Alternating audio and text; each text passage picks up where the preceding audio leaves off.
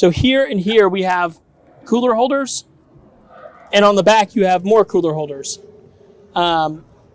These are dry rotted. They're really bad. If you ever take the cooler out, they're really easy to cut yourself. They need to be replaced.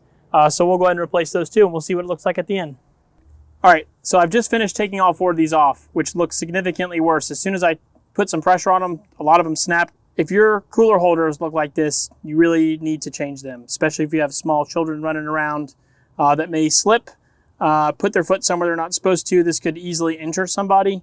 Also, you know, if you're in salt water where the boat is jarred by tides and things like that, you may unintentionally create a flying object. We're going to replace the old beat up cooler holders with these new Seachoice ones.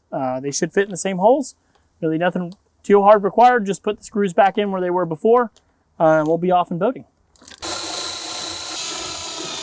All right, so the last feature of these, this new set, is that we have these great bungee straps to hold the cooler down. So you don't create your unintended flying object.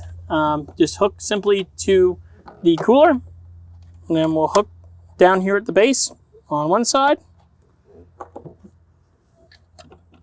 and one on the other. And we have one for each side of the cooler so that it will hold your cooler in place no matter where you're going.